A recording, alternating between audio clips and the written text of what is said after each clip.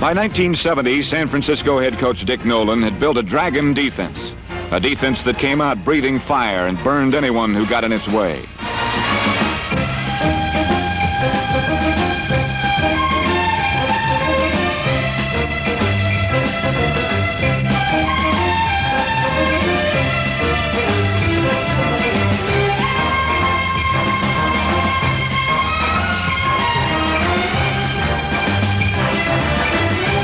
John Brodie led 1970's blitzkrieg offense, and on the last day of the season, the 49ers won their first divisional title.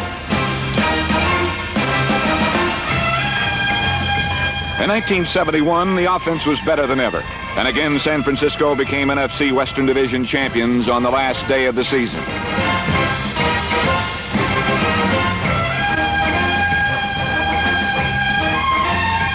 Again, the 49er defense was a highly physical dreadnought that led them to a victory over the Washington Redskins for their second playoff win ever.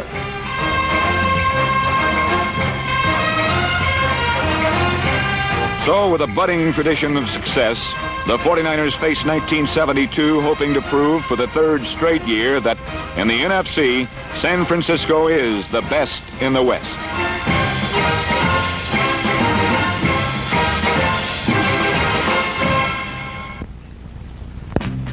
The San Francisco 49ers opened their season at home against the San Diego Chargers, and the defense flashed off the mark with a great performance that included 4 interceptions, like this one by number 50, Ed Beard.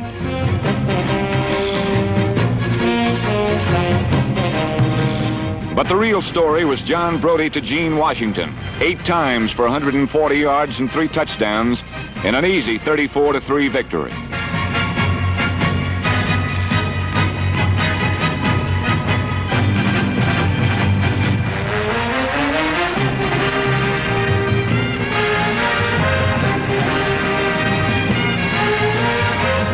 In Buffalo, O.J. Simpson opened up with both barrels and almost single-handedly won the game.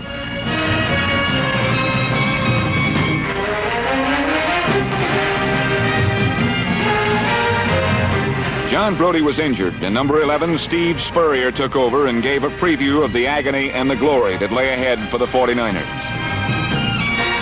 Despite Spurrier's late score to Ted Kwolek, the Bills stunned San Francisco 27-20. In Week 3 in New Orleans, San Francisco's total effort defense allowed the Saints only 7 yards rushing in the entire game. Tommy Hart slashed in and cut Archie Manning down like ripe wheat.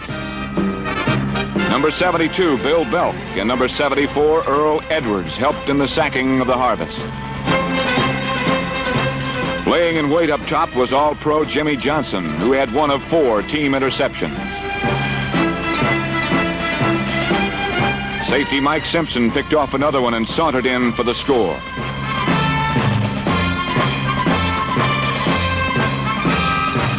Number 22, Vic Washington, followed the sweep lead blocking of number 66, Elmer Collette, in a goalward thrust, and then got some on his own.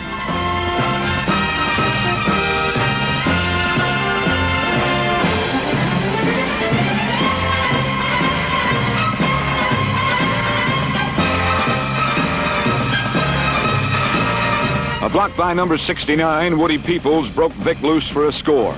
And then the offense streaked away unheaded.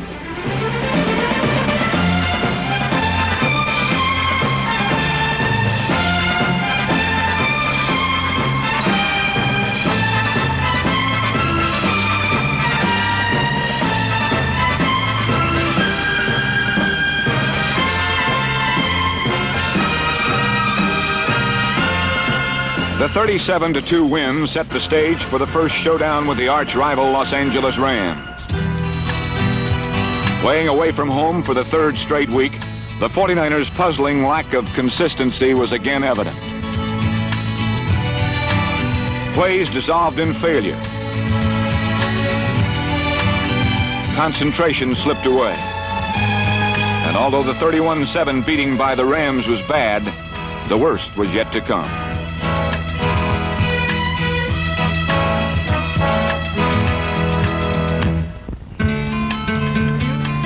On a somber, rainy day, the 49ers came home for the first time in a month. Behind early against the Giants, they had to play catch-up for most of the game. 2 scores by Gene Washington kept them in it, but they needed another when in the last minute John Brodie was sacked and suffered an ankle injury. He wouldn't appear again until the last game of the season.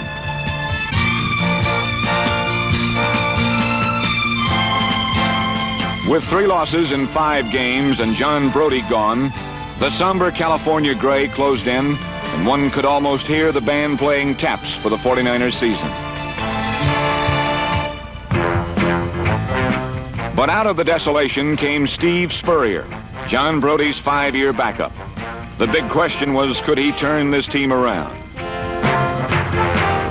The big answer came against the Saints as Spurrier hit Ted Kwolek with the second longest pass play in 49er history, 81 yards. He then hit number 17, John Eisenbarger, for another first-half score. But in the second half, Steve threw 3 unfortunate interceptions, which put the Saints on top.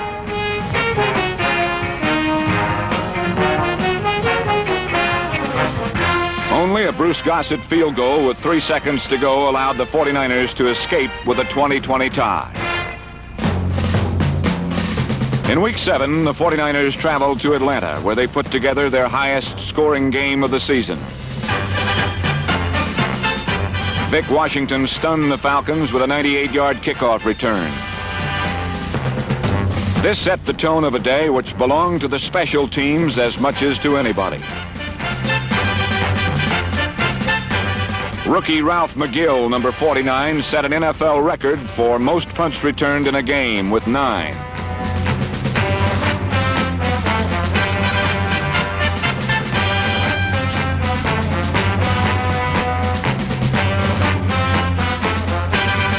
Every aspect of the 49ers game was superb.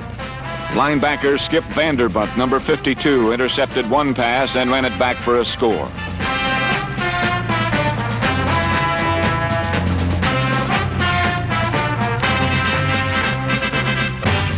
Steve Spurrier hit Ted Kwolek and number 85, Preston Riley, for scores which broke the 3-game winless streak and gave the 49ers an impressive 49-14 triumph over Atlanta. In Green Bay, as 2 non-playing quarterbacks got together, Steve Spurrier, with his offensive line adjusting to him better all the time, continued to put the ball in the air, into the hands of his receivers, and into the end zone. He threw for 315 yards, and Gene Washington caught his 8th and 9th touchdowns of the year.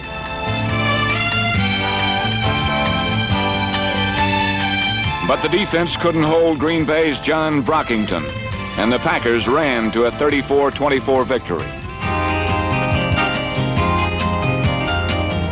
With a 3-4-1 record, hopes of a title were fading. With their team now 3rd in the division, the 49er fans had seen their great expectations turn into a draft from a bittersweet cup. With the Colts in town, number 53, Tommy Hart, showed the courage that won him this year's Lynn Ashmont Award as he raced, slashed, crashed, and crawled on his hands and knees to sack the quarterback.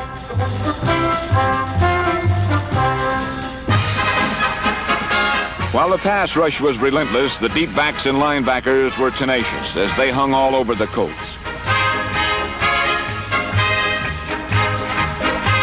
The offensive line, led by Forrest Blue and Lynn Rohde, opened huge holes for number 35, Larry Schreiber, who crashed through for 104 yards.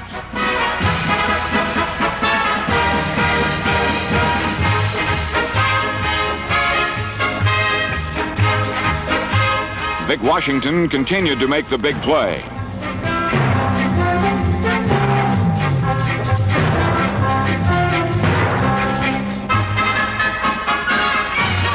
Running back Ken Willard, number 40, gathered in 1 Spurrier pass, and Steve continued to throw for the deep 6 and Ted Kwolek. 49ers 24, Colts 21. And whether the fans knew it or not, their big red wave was just beginning to crest.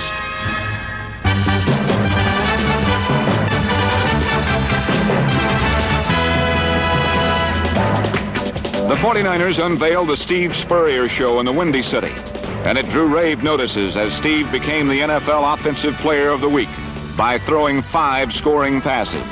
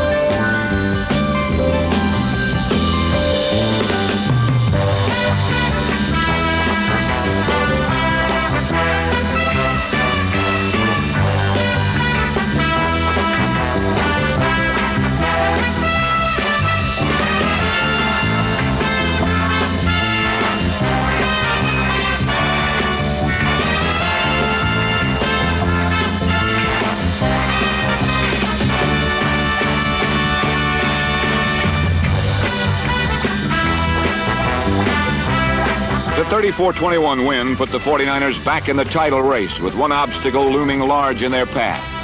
For next, they were to meet the Dallas Cowboys in Dallas on Thanksgiving Day.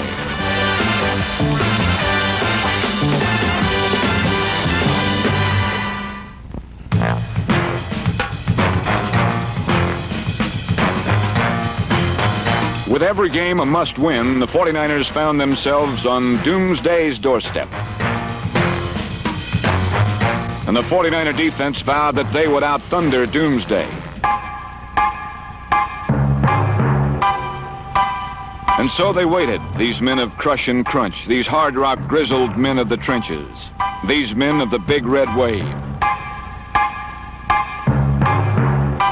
They waited knowing that when the wild rumpus began, it was up to them to muffle Doomsday's drum.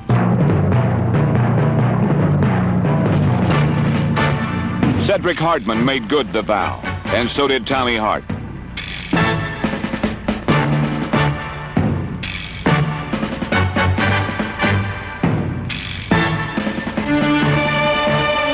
Ed Beard and Dave Wilcox made good the vow.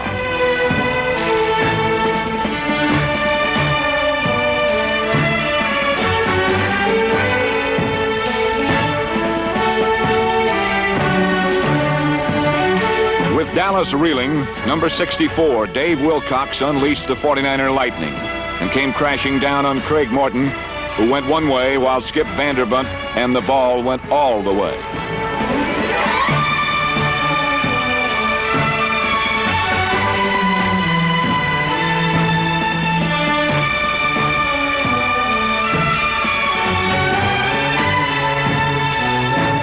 While Charlie Kruger and the defense rested, Steve Spurrier was walled in behind Cass Banaszak and Randy Beisler, throwing the bullet, threading the needle unhindered.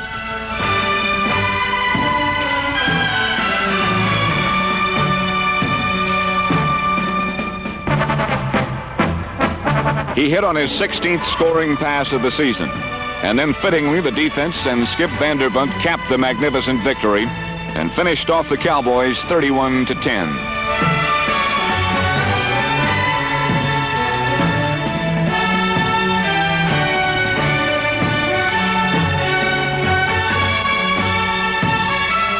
As sweet as victory was, it could not be savored for long, because coming up was a showdown with the Rams before a Monday night TV audience.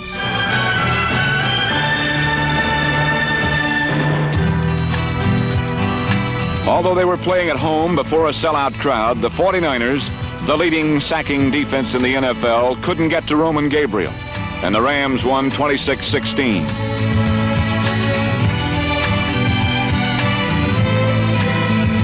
With 2 games to go, the situation was critical. The 49ers had to beat Norm Van Brocklin's division-leading Falcons, so the 49ers, the NFC's leading passing team, reversed the procedure and turned to the ground game.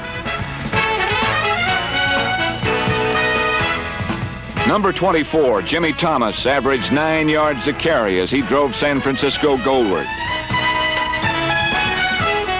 Vic Washington barged to within easy scoring range.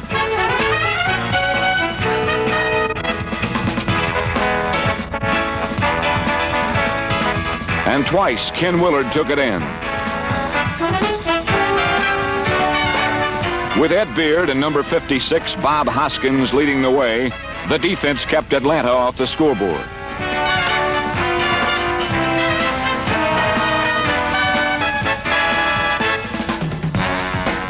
In the 20-0 shutout, victory had been paid for by the Hard Rock men of the Big Red Wave. And now with the Vikings in town, it all came down to one game, win or lose.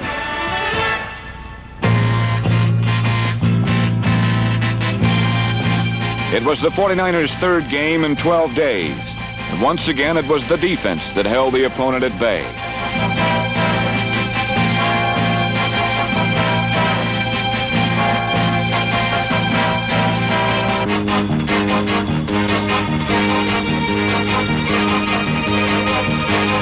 For Steve Spurrier, bad breaks led to 3 costly interceptions, and the Vikings capitalized to lead 17-6.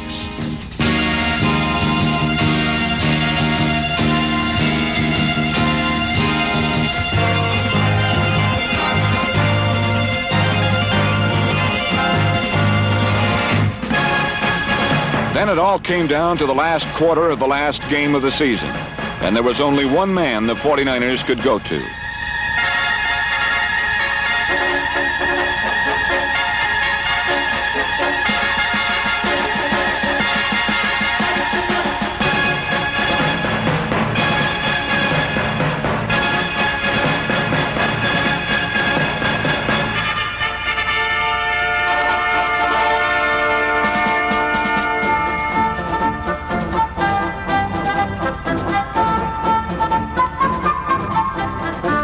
Vikings 17, 49ers 13. 6 minutes remaining. Time for the defense to make one supreme effort to stop the Vikings to get the ball back.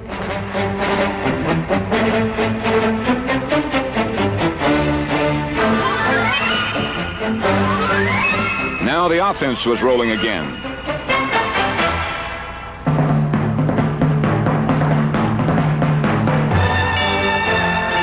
And it all came down to a third down with 35 seconds left.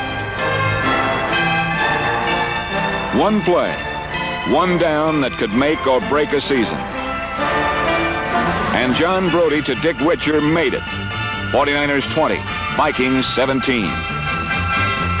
For the third year in a row, the San Francisco 49ers were the NFC Western Division champions. The only team in the NFL to win its division each year since the inception of the playoff system. They would now meet the Dallas Cowboys in the playoffs.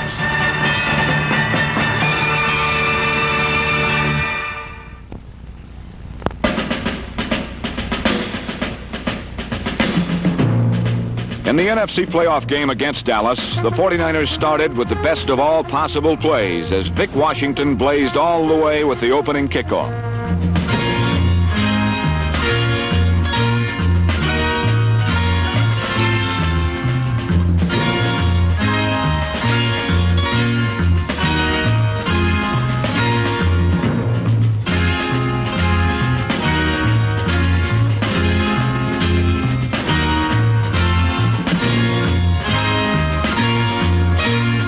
Skip Vanderbunt continued his one-man vendetta with Craig Morton as he intercepted 2 passes, and the rest of the defense hit and forced 5 errors. John Brody turned the errors into points.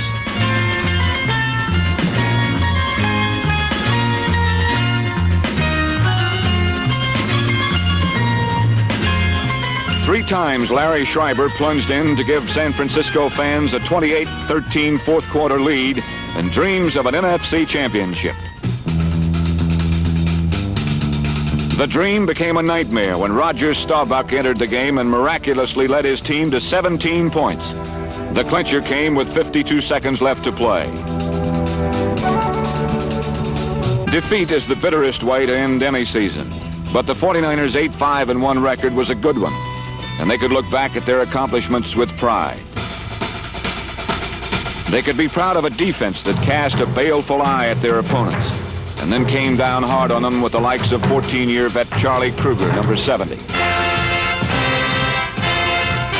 Tommy Hart, the Lynn Ashmont Award winner, had 86 unassisted tackles for the year.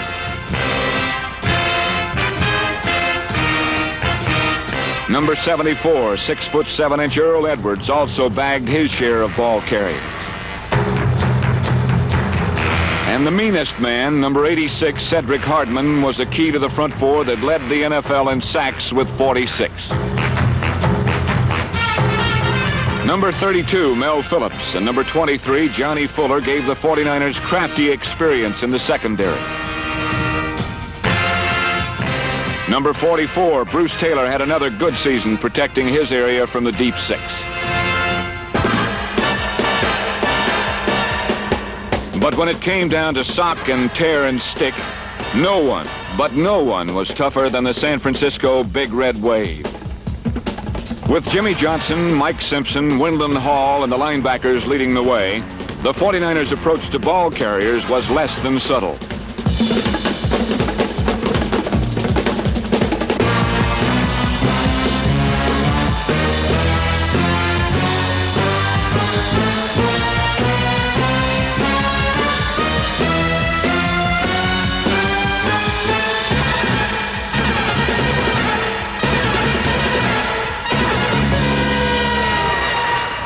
The special teams stood out as punter Jim McCann allowed only 3.5 yards per return when his boomers allowed anything at all.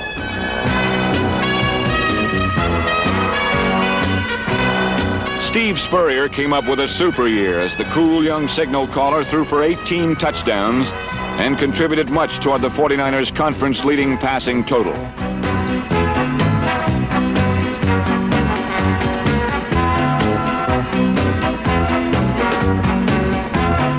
Of course, when you've got number 82 to throw to, passing becomes a little easier. In 1972, Ted Kwolek, who many consider the best tight end around, caught 9 touchdown passes.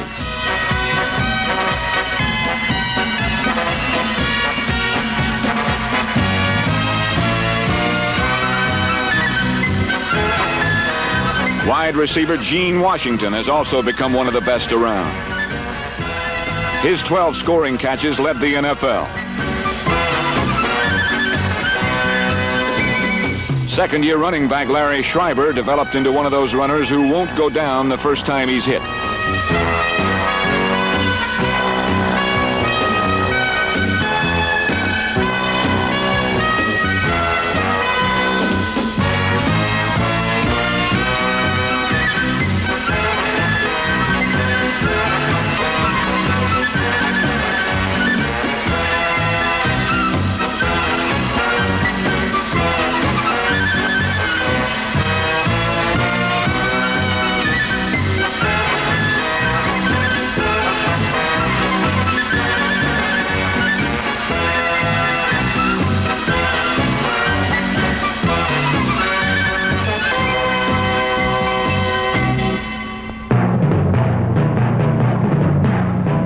So it was that the 49ers finished 1972 in the NFC as the best in the West for the 3rd straight year. In 1973, they'll be going for 4 in a row.